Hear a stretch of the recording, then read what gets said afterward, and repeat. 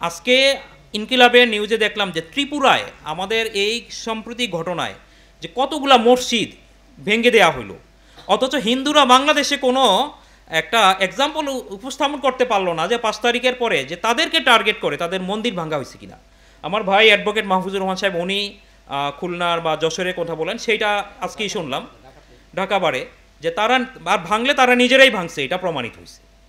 তাহলে এই যে মানে হিন্দুরা এখন যেটা করতেছে এটা হলো তাদের অতিরিক্ত বাড়াবাড়ি, অতিরিক্ত প্রপাগণ্ডা।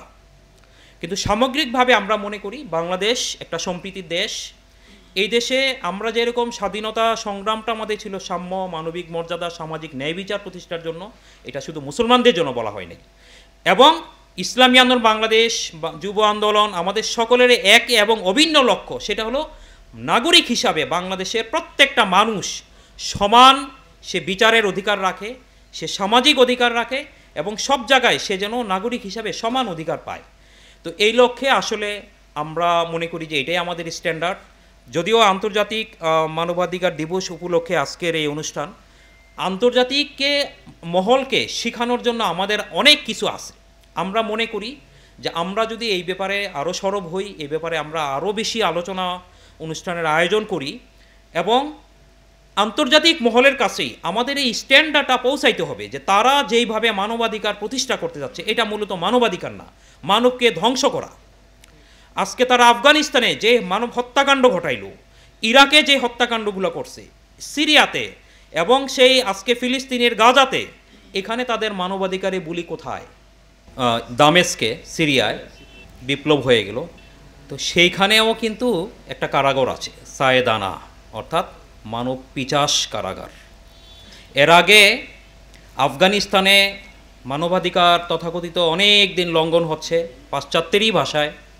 2001 থেকে 2021 পর্যন্ত আমেরিকানরা সেখানে মানবাধিকার প্রতিষ্ঠা করছে, কিন্তু সেখানে সেই বাগমারা কারাগার রয়েছে, আবু গারিব ইরাকে, এরপরে ইরাকে আবু গারিব কারাগার, তারপরে বর্তমানে এখনও সেই কিউবাতে গুয়ান্তানামা কারাগার কিন্তু এখনও রয়ে গেছে।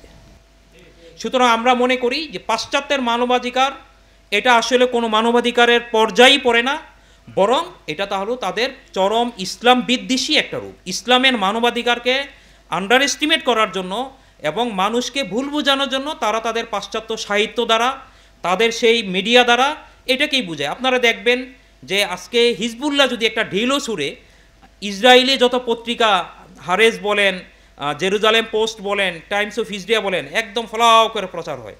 আর তারা যে গতকালও 50 জনকে মারলো, আপনি খুঁজে দেখবেন যে ওইখানে ছোট করে পাওয়া যাবে যে ওইখানে ইসরায়েলিরা বোমাবাজি করছে, কিছু সন্ত্রাসীদের আস্তানা ভেঙে দিয়ে আসছে, হয়তো মানব হত্যার রিপোর্টটাও সেখানে থাকবে না।